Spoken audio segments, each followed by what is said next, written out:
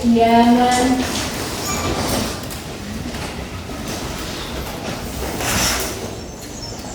Salaman. Assalamualaikum warahmatullahi wabarakatuh. Waalaikumsalam warahmatullahi wabarakatuh. Jurusan. Teman-teman, sebelum kita memulai pelajaran pada hari ini, mari sama-sama kita membaca doa belajar. Doa belajar mulai. Bismillahirrahmanirrahim. Rabbi zidni ilman warzuqni fahman bi rahmatika ya arhamar rahimin. Amin. Untuk kelas.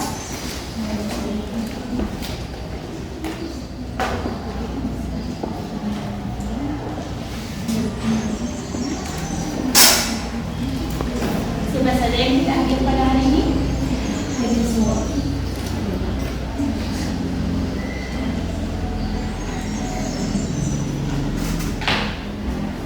Apa kabar hari ini anak-anak?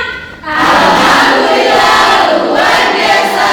Allahu Akbar. Siap belajar hari ini? Siap. Ya, ada yang tahu kita belajar apa hari ini? Ya, Kak, kita akan belajar SKI, Sejarah Kebudayaan Islam.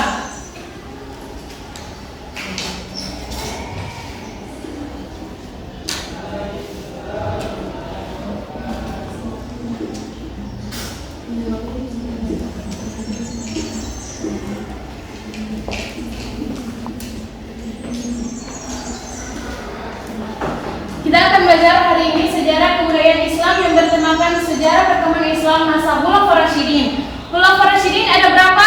Ada yang pertama? Abu Bakar. Yang kedua? Umar. Yang ketiga? Utsman.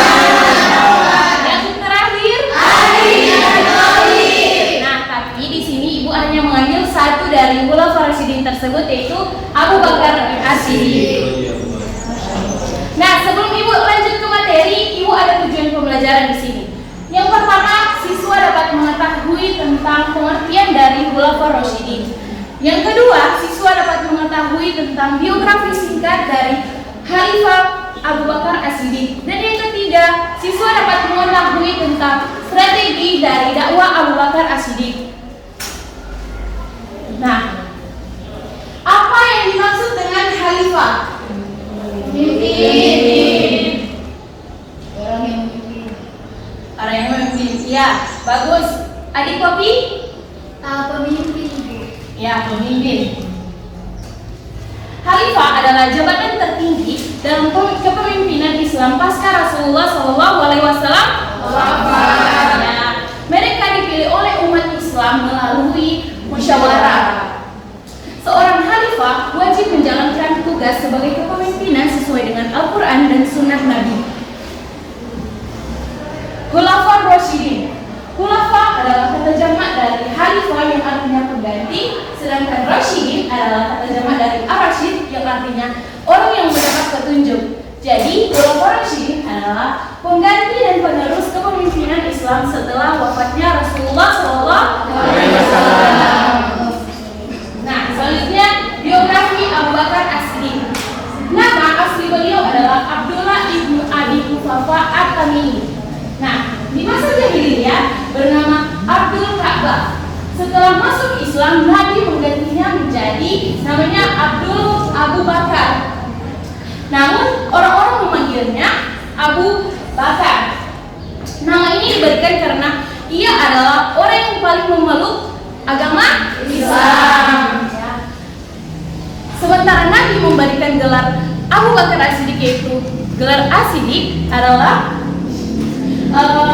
dikarenakan dia membenarkan kisah Isra Miraj ketika banyak penduduk Mekah yang mengingkarinya. Abu Bakar lahir pada 572 Masehi di Mekah dan Abu Bakar meninggal pada 634 Masehi. Tidak berapa lama setelah Nabi Muhammad lahir, karena kedekatan umur inilah Abu Bakar sejak kecil dia sudah bersahabat dengan Nabi. Persahabatan keduanya tak pernah terpisahkan. sebelum dan maupun sesudah Islam datang. Biarpun hidup pada zaman jahiliyah, berbagai kebaikan telah melekat pada Abu Bakar As-Siddiq ini. Sejak kecil, lembut dalam bertutur kata dan sopan dalam bertindak merupakan beberapa sifat bawaannya. Ia juga sangat perasa dan sangat mudah tersentuh hatinya. Selain itu, Abu Bakar dikenal sebagai seorang yang cerdas dan berwawasan luas. Nah, sebelum ibu masuk di materi strategi dakwah Abu Bakar As-Siddiq ini, nanti di akhir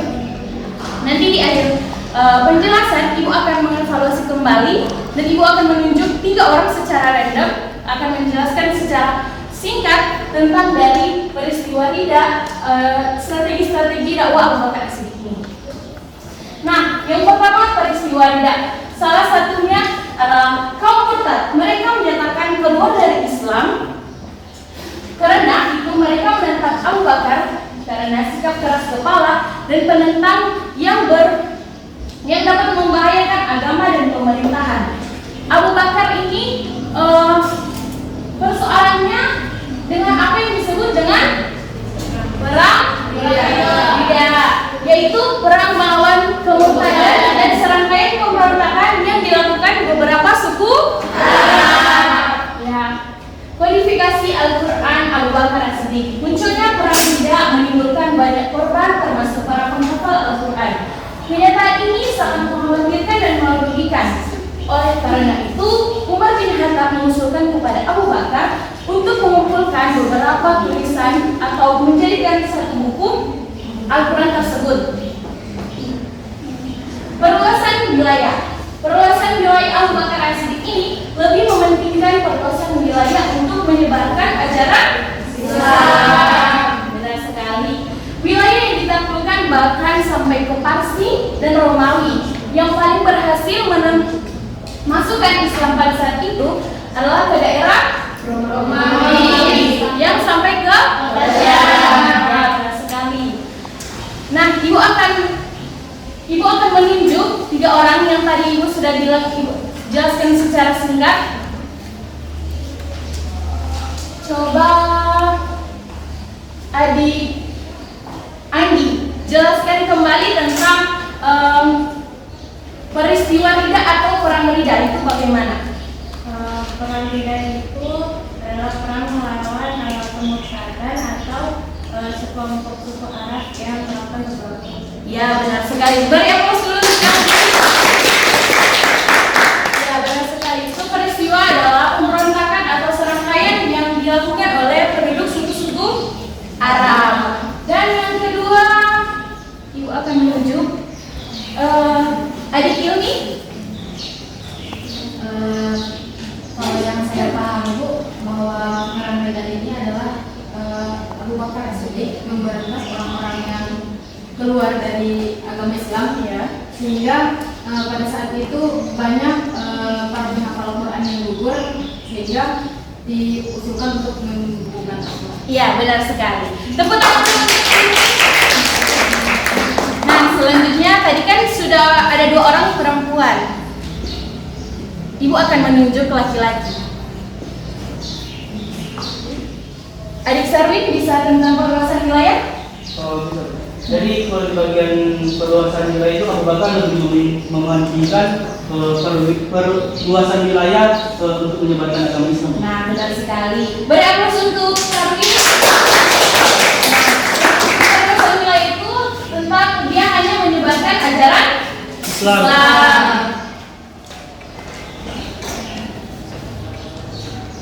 Nah, sebelum ibu tutup pelajaran hari ini, alangkah baiknya kita tutup dengan doa. Adik Dani. Baik Bu. Baik teman-teman, sebelum kita menutup mata pelajaran SKY kita pada hari ini, mari sama-sama kita membacakan doa penutup majelis.